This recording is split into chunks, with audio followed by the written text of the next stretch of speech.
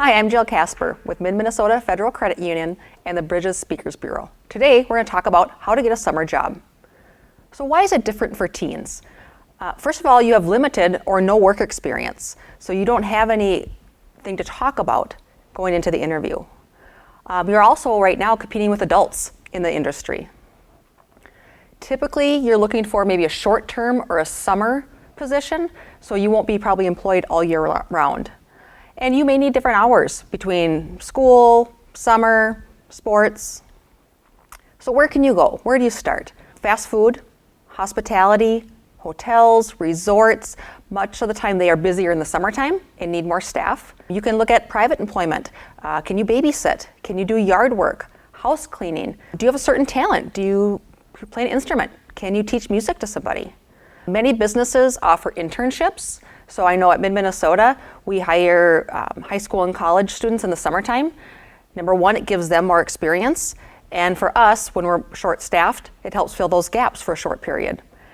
And most city parks and recs have more summer positions open due to their sports. So where do we begin? Think, where do you want to work? And you really have to think about, what are you willing to do? Get to know the job. If you're not willing to clean toilets, don't apply to be a housekeeper. Talk to other people. Where do they work? Do they like working there? What do they like about it? Part of your planning is to get some references down. Teachers, neighbors, maybe your church leaders, anything you volunteer for. It's really important, if you're going to put somebody down as a reference, that you ask their permission. I have had people use my name as a reference and not ask me. I didn't know the phone call was coming. I wasn't prepared. When you prepare your reference, they can talk you up to that job.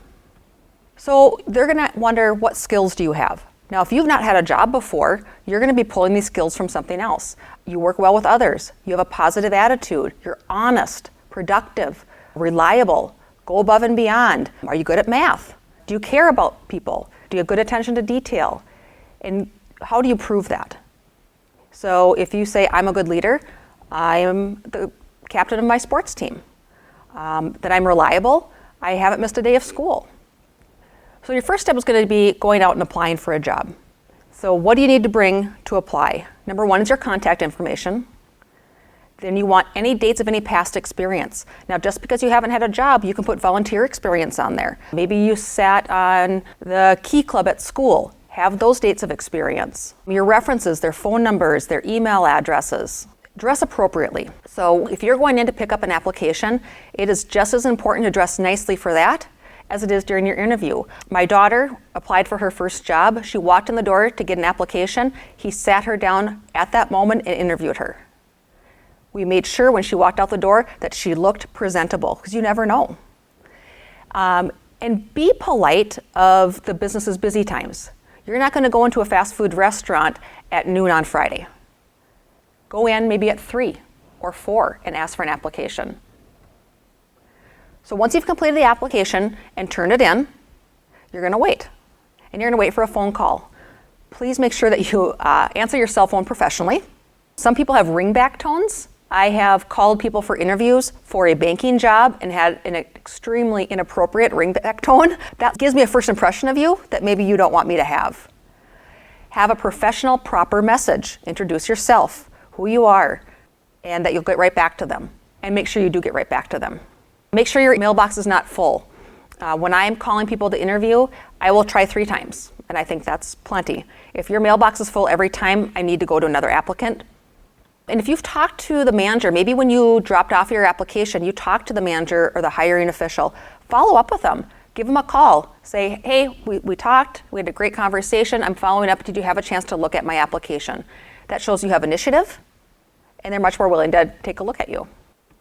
So they call you back, and they've set up an interview. I'm going to say again, dress neatly and conservatively.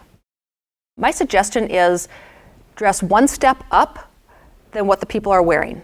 So if people are wearing jeans and t-shirts, maybe you wear khaki pants and a polo shirt. If they're wearing khaki pants and a polo shirt, maybe you add a button-up shirt. There's no reason to put a big suit and tie on unless that is representative of that organization. But you want to set yourself apart of other applicants.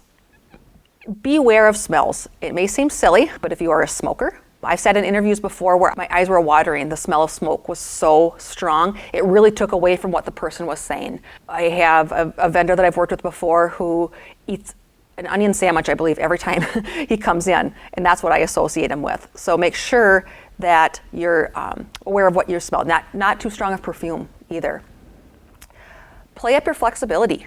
Say, I'm 16, I can work nights, I can work weekends, I can work mornings, whatever works best for you. Again, know your strengths. What are you good at? Be prepared to talk about that in an interview. Give examples. I suggest practice interviewing with an adult. Sit down. You can Google interview questions for a resort, and you'll come up with 5 or 10 questions. Practice. It'll make you much more confident, and you'll be able to prepare some answers better. Show some enthusiasm. Don't be crazy, but smile. Use voice inflection. People are drawn to people who are enthusiastic. Make eye contact. Put your phone in your car. Do not bring your phone into the interview. I've sat in interviews before where somebody has picked up and looked at a text in the middle of the interview. And I think it was just habit for her. She didn't even realize she did it. That doesn't work at our teller line here, right? So you've interviewed, they've called you back, and they offer you the job. Make sure to ask, what do I need to wear? Is there a proper uniform? Do I need certain shoes so you can go out and get those items? What paperwork do you need? Do you need a social security card? Tax information. When do you get paid? Is it by direct deposit? So you'll need your bank's information. Do they give you a check every week? So what are they looking for? They want you to be reliable. They want you to show up on time and be there when you're scheduled. Show up 5 minutes early and be ready. They want you to be neat and clean. It seems so simple to talk about it, but having your clothes pressed, have clean clothes on, be presentable. They want you to be, of course, polite to their guests and their customers, but just as important, do you get along with your coworkers? Can you get along with that person that you're sitting next to 8 hours a day? Some people go into a job thinking, I'm just gonna do it. I don't want to seem dumb.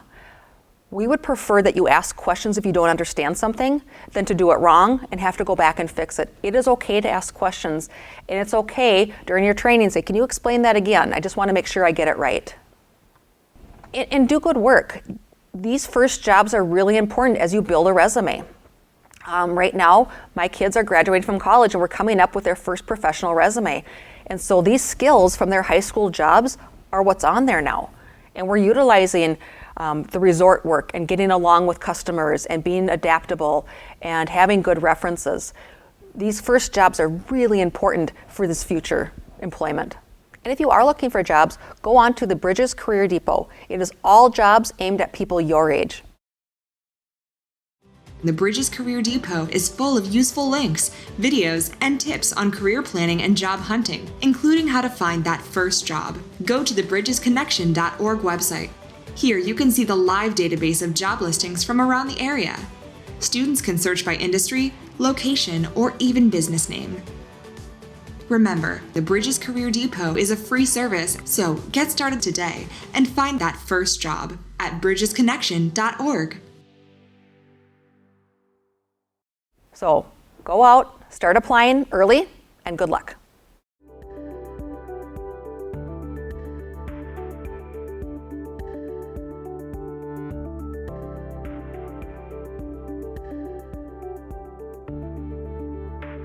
To learn more, visit bridgesconnection.org/speakers.